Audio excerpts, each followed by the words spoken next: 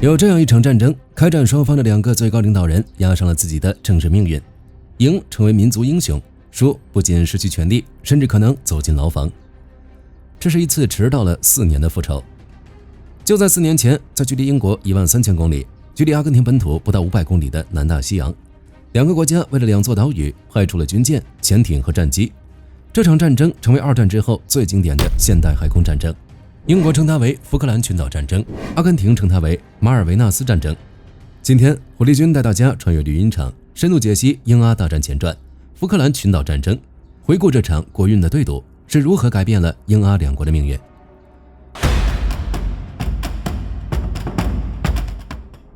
关于福克兰群岛的主权争议可以追溯到19世纪，英国和阿根廷围绕这片南大西洋上的群岛进行了长达100年的争论。但奇怪的是，双方争执了这么久，却偏偏在1982年走向了战争。因为点燃这场冲突的并不是岛屿本身，而是两个国家内部正在同时燃烧的政治危机。1982年的英国面临巨大的压力，二战结束后，昔日的帝国已经开始收缩全球影响力。柴契尔夫人的保守党政府正在推行激烈的经济改革，这些改革虽然试图重塑英国经济，却带来了巨大的社会争议。福克兰群岛问题突然成为了一场政治考验。同时，大洋彼岸的阿根廷正陷入一场严重的经济和社会动荡。当时的通货膨胀率高达600%，经济持续衰退，失业和物价上涨让民众的不满情绪不断累积。而掌握国家权力的是以莱奥波尔多·加尔铁里为首的军政府。这个政权原本依靠军事力量维持统治，但随着经济恶化和国内矛盾激化，它的合法性正在快速下降。军政府需要一场胜利，让民众重新团结在政府周围。在阿根廷人的民族记忆中，没有什么比收复马尔维纳斯群岛更容易激发情绪。但加尔铁里真正的计划并不是打一场与英国全面对抗的战争，在他的设想中，这更像是一场政治行动，占领岛屿，造成既成事实，然后逼迫英国回到谈判桌。他认为英国距离福克兰群岛超过13000公里，英国国内经济困难，为了几座偏远的岛屿，伦敦没有必要付出巨大的军事和政治成本。英国不太可能，而且不太具备能力，真的派出一支舰队跨越半个地球发动战争。更重要的是，英国当时确实正在进行军事收缩，为了削减国防开支，英国政府计划减少海外部署，并考虑削减部分海军力量，甚至包括撤守长期驻守南大西洋的巡逻舰坚韧号。这些信号被阿根廷政府解读成了英国衰弱的证明，然而这个判断成了致命的误判。1982年3月，一场看似不起眼的事件让局势开始失控。一批商人登上福克兰群岛附近的南乔治亚岛，他们升起了阿根廷国旗。这原本只是一次商业活动，但在敏感的主权争议背景下，它迅速演变成外交危机。英国要求撤走人员，阿根廷拒绝让步，双方开始调动军事力量，而这次没有人愿意后退。1982年4月2日，阿根廷启动代号罗萨迪奥的军事行动，数千名阿根廷士兵登陆福克兰群岛。驻守的英国皇家海军陆战队进行了短暂抵抗，但由于兵力悬殊，在接到避免无谓伤亡的命令后，英军最终选择投降，阿根廷成功占领福克兰群岛。消息传回布宜诺斯艾利斯，街头爆发巨大庆祝活动。对于加尔铁里政府来说，这一刻似乎证明了自己的选择是正确的。一场军事行动不仅夺回了失去的领土，更让军政府的支持率迅速飙升。而对于远在伦敦的柴契尔夫人来说，福克兰群岛的失守不仅是一片海外领土的问题。如果英国选择妥协，那么全世界都会看到一个曾经统治全球海洋的国家正在面对挑战时的退让。对于国内政治而言，这也可能意味着他的政治生涯结束。所以柴契尔夫人做出了决定，无需谈判夺回福克兰群岛。4月5日，英国特遣舰队离开普茨茅斯港，以竞技神号和无敌号航空母舰为核心，超过100艘舰艇和辅助船只以及数万名人员组成的远征力量开始向南大西洋驶去。这不只是一次军事任务，它承载的是英国还能保持大国地位的证明。于是战争即将打响。阿根廷之前认为英国已经不是那个日不落帝国，根本无法支撑起如此庞大的远征。但事实证明，瘦死的骆驼比马大。直到1982年，英国依然保留着一套完整的远洋战争体系。首先是海军，对于一个岛国来说，海军一直是英国维持全球影响力的核心。皇家海军依然拥有航空母舰、核子潜舰、远程运输能力以及经验丰富的职业军人。其次是英国对现代海战的理解，在所有武器装备中，英国最依赖的并不是航舰上的战机，而是隐藏在深海中的核子潜舰。核子潜舰最大的优势并不是单纯的火力，而是隐蔽性。4月下旬，英国特遣舰队抵达战区，为了夺回战争主动权，英国首先选择攻击距离福克兰群岛较近的南乔治亚岛。夺回岛屿意味着英国重新建立了前进基地。这场规模不大的夺岛行动也暴露出了双方军队之间的差距。英国投入了由皇家海军陆战队和英国特种空勤团组成的突击力量，这些士兵长期接受专业训练，拥有丰富的野外作战经验。而岛上的阿根廷守军虽然拥有一定防御能力，但整体训练水平和基层指挥能力与英军存在明显差距。经过短暂交火后，阿根廷守军最终选择投降。南乔治亚岛的失守让战争第一次证明，英国的远征并不是虚张声势，但真正改变战争走向的是在几天后的深海。5月初，英国特遣舰队进入福克兰群岛周边海域，并宣布建立200海里的海上禁区。而此时的阿根廷海军也试图寻找机会反击，他们派出了自己的主力舰队，核心就是满载排水量超过1万吨的贝尔格拉诺将军号。这艘巡洋舰服役历史悠久，它曾经参加过2战，是阿根廷海军的象征。然而，从离开港口开始，他已经被英国的征服者号核子潜舰盯上。经过数日跟踪，1982年5月2日，征服者号获得了攻击许可。随后，他悄悄接近目标，在距离阿根廷舰队约1300米的位置发射了3枚 Mk8 型鱼雷，其中2枚命中目标，巨大的爆炸撕裂舰体。不到1个小时后，这艘1万吨级巡洋舰沉入南大西洋。贝尔格拉诺将军号的沉没彻底改变了海上的力量平衡。阿根廷不仅无法击败英国核子潜舰，甚至都无法发现它。面对深海中的威胁，阿根廷海军最终选择撤回主要舰艇，全部退回本土近海。这一决定意味着南大西洋的制海权已经落入英国手中，而驻守福克兰群岛上的阿根廷陆军也失去了最重要的支援，他们被困在孤岛之上。接下来，阻止英国登陆的最后希望只剩下天空。贝尔格拉诺将军号的沉没让南大西洋的制海权已经属于英国，但是英国没有想到，真正让他们付出惨重代价的是在天空。对于阿根廷空军来说，他们面对的是一个几乎无法解决的战术困境。福克兰群岛距离阿根廷大陆超过700公里，而当时福克兰群岛上的机场跑道无法支持战机长期作战，因此阿根廷的幻象3型短舰和 A4 天鹰攻击机只能从大陆基地起飞，这意味着他们需要飞越数百公里的大海，穿过英国舰队建立的防空网。整个过程几乎是在航程上赌博。更残酷的是，阿根廷飞行员抵达战场时已经没有多少时间。由于缺乏足够的空中加油能力，他们必须携带大量副油箱飞行。当他们接近英国舰队时，燃油已经接近极限，留给他们时间往往只有几分钟。如果攻击失败，他们甚至没有足够燃油重新组织第2次进攻，这可能是一趟没有返程保证的任务。1982年5月4日，2架阿根廷海军航空兵的超军旗攻击机从大陆基地起飞，他们没有选择直接高速突入，而是采用贴近海面飞行，利用地球曲率隐蔽自己，尽可能躲避英国舰队的远程雷达探测。他们携带的是当时世界上最先进的反舰武器之一——法国制造的飞鱼反舰飞弹。最终，2枚飞弹被发射，其中1枚命中了代表英国海军最高水平的新型军舰——雪菲尔号驱逐舰。爆炸引发了舰内严重火灾，由于舰体大量采用铝合金结构，火势迅速失控。最终，雪菲尔号被迫放弃。数天后，这艘军舰沉入大西洋。这一战震惊了世界，因为它证明了一件事：在现代战争中，一枚廉价的反舰飞弹也可能击败价值数亿美元的先进军舰。大型军舰不再只是依靠装甲和火炮生存，低成本、高精度的飞弹正在成为海上杀手。但阿根廷的悲剧也在这里体现出来。由于北约国家的武器限制，阿根廷拥有的飞鱼飞弹数量非常有限，无法大量补充。因此，在接下来的战斗中，他们只能依靠更加传统的低空突防，用飞行员的生命换取敌方舰艇的损失。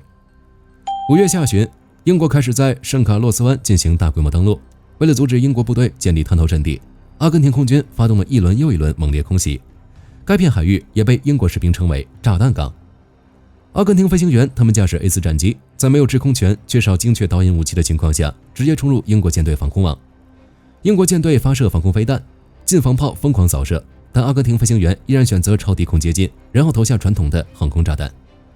在这些攻击中，多艘英国舰艇被击中，羚羊号、热心号、考文垂号都遭受严重损伤，甚至沉没。英国舰队第一次意识到这场战争远没有他们想象中轻松。然而，很多炸弹虽然命中了英国舰艇，但没有爆炸。原因并不是飞行员技术不足，而是工业体系不足，缺乏先进航空弹药技术。部分炸弹引信并不适合低空投放。当飞行员为了躲避雷达，选择贴近海面攻击时，炸弹没有足够时间启动。有专家认为，如果这些命中的炸弹全部正常爆炸，英国特遣舰队可能遭受更加严重的损失，战争甚至可能出现不同结果。但战争没有如果，前线飞行员创造的奇迹还是被工业能力限制。而面对阿根廷空军的威胁，英国也开始了自己的反击——黑公路行动。由于航空母舰无法起降大型轰炸机，英国皇家空军决定从数千公里之外的阿森松岛出发，他们派出老式火神战略轰炸机。为了完成这次任务，英国动用了大量胜利者空中加油机，多架飞机在漫长航线上不断接力。最终，一架轰炸机成功抵达福克兰群岛上空，完成轰炸。整个任务航程超过12000公里。虽然黑公路行动并没有彻底摧毁机场，但它告诉阿根廷，英国完全拥有把战火投射到更远距离的能力。面对本土可能遭受攻击的风险，阿根廷不得不保留部分先进战机用于防御，这进一步削弱了福克兰群岛前线的空中力量。随着战争进入消耗阶段，阿根廷空军依然不断发动攻击，但优秀飞行员和先进战机的损失正在逐渐削弱他们最后的反击能力。而后战争最终还是要回到福克兰群岛本身，在那里，双方士兵将在冰冷泥泞的土地上进行最后的决战。随着阿根廷空军的攻击能力不断下降，英国逐渐掌握了福克兰群岛周边的制海权和局部制空权。战争的最后阶段已经不可避免地转移到了陆地。现在战争还是要回到一个最原始的问题：谁的士兵能够在最恶劣的环境中坚持到最后？双方真正的差距也开始暴露。1982年5月21日，英国开始执行代号萨顿行动的登陆计划，目标福克兰群岛西侧的圣卡洛斯湾。这里距离福克兰群岛首府斯坦利港约80公里，是英国进攻的关键跳板。为了避免暴露在阿根廷空军的攻击范围内，英国选择了一片地形复杂、海湾狭窄的区域作为登陆地点。登陆并不是一帆风顺，在英国部队建立滩头阵地的过程中，阿根廷空军发动了猛烈攻击。英国舰艇不断遭到低空突防，多艘军舰被击中。但与战争初期不同的是，此时英国已经建立起更加完善的防空体系。同时，阿根廷空军已经经过连续作战，飞机和优秀的飞行员正在快速消耗。最终，英国成功登陆，数千名士兵和装备被送上福克兰群岛，战争进入最后阶段。英国面对的不是一支完全没有战斗力的军队，当时驻守福克兰群岛的阿根廷军队约有1万人，其中大量士兵是刚刚服役不久的义务役士兵，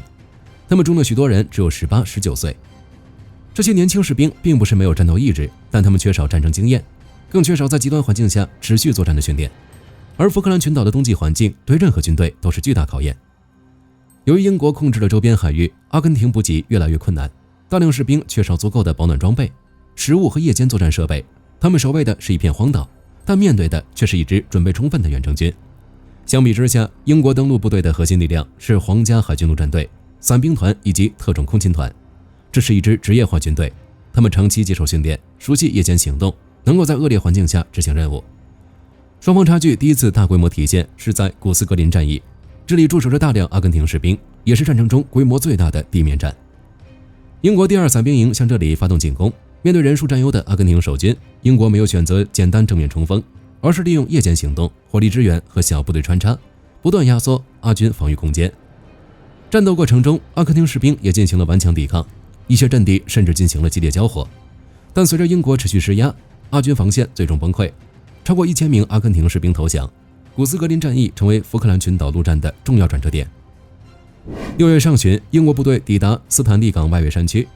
这里是阿根廷最后的防线。肯特山、哈里特山、朗敦山，这些制高点成为双方争夺的关键。英国依靠夜视装备、舰炮支援以及丰富的野战经验，连续发动攻击。而阿根廷守军虽然依托地形进行了抵抗，但随着外围阵地一个一个失守，防御开始瓦解。到了最后阶段，阿根廷守军面临3个无法解决的问题：补给不足、士气下降、指挥体系混乱。他们依然拥有武器，也依然有人愿意战斗，但战争已经不再取决于某一次勇敢冲锋。1982年6月14日，阿根廷驻福克兰群岛司令梅嫩德斯将军正式签署投降文件，近1万名阿根廷士兵成为战俘，历时74天的福克兰群岛战争正式结束。但这场战争留下的影响远远没有结束，它彻底改变了2个国家的走向。阿根廷输掉了什么？1982年6月14日，随着阿根廷驻福克兰群岛部队投降，南大西洋上的枪炮声终于停止，一片距离英国本土13000公里的荒凉群岛成为2战后最具标志性的现代战争之一。但如果只用英国赢下了福克兰群岛来总结这74天，那么显然低估了这场冲突真正的影响。因为战争结束的那一天并不是故事的终点，而是两个国家命运转折的开始。对于英国来说，福克兰群岛战争带来的最大收获，并不仅仅是夺回了一片海外领土。在二战结束后，很多人认为英国已经成为一个二流欧洲国家，但福克兰群岛战争改变了这种认知。英国证明，即使帝国时代已经结束，它依然拥有组织远洋舰队跨越半个地球作战的能力。而对于柴契尔夫人来说，这场战争改变了她的政治命运。战争爆发前，她的支持率并不高，经济改革带来的失业问题也让政府面临巨大压力。但福克兰群岛胜利之后，英国社会的民族信心迅速恢复。1983年大选中，柴契尔夫人的保守党取得压倒性胜利。然而，对阿根廷来说，结果完全相反。战争失败后，加尔铁里领导的军政府遭遇巨大打击。曾经因为收复福克兰群岛而达到顶峰的支持率，很快转变成愤怒和失望。1983年，阿根廷举行民主选举，持续多年的军政府统治结束。从某种意义上说，福克兰群岛战争成为阿根廷民主化的重要推动因素，而这场战争也改变了现代海战的发展方向。征服者号击沉贝尔格拉诺将军号，证明了核子潜舰在现代海战中的巨大威慑力。飞鱼飞弹击沉雪菲尔号，证明了反舰导弹能够威胁价值数亿美元的大型军舰。阿根廷飞行员低空突防，也让全世界重新认识到，即使面对强大的舰队，拥有正确战术和先进武器的弱势一方，依然可能制造巨大威胁。最重要的是，这场战争证明，现代战争比拼的从来不仅仅是一两件先进武器和一群无畏的战士，而是一个国家综合实力的比拼。直到今天，福克兰群岛主权问题依然没有彻底解决，英国继续实际控制这些岛屿，阿根廷依然坚持对福克兰群岛拥有主权。当我们再次回顾福克兰群岛战争，看到的不应该只是英国军舰和阿根廷战机的较量，也是一次领土争端，而是一个国家如何判断自己的实力，一个政府如何面对内部危机，一个错误判断如何把整个国家推向战争。1986年的世界杯，马拉多纳那个著名的上帝之手以及连过5人的进球，让整个阿根廷疯狂。但如果不了解福克兰群岛战争，就很难真正理解那个进球背后的情绪。那不是简单的90分钟比赛，而是一个国家将失落、愤怒、骄傲和遗憾全部寄托在足球之上的瞬间。战争已经结束，但那片南大西洋上的寒冷海域依然记录着1982年的故事。好了，关于福克兰群岛战争的故事，今天就聊到这里。你认为阿根廷和英格兰谁会取得胜利呢？我是火力军，我们下期再见。好的，各位观众，今天给大家推荐一款 T 恤，不仅超有态度，还堪称性价比之王。首先，它超级轻，拿在手上轻飘飘，穿上身更是零负担，舒服到让你忘了它的存在。其次，面料剧透气，就像会呼吸一样，就算在外面跑一天，也能保持干爽，彻底告别黏腻感。最关键的是，价格真的让我惊掉下巴，仅需很少的钱，你就能拥有这份清爽。质量和舒适度绝对远超这个价位，闭着眼入都不亏，多买几件换着穿也毫无压力。链接已经给你们上了，这种宝藏 T 恤手慢无，赶紧去抢。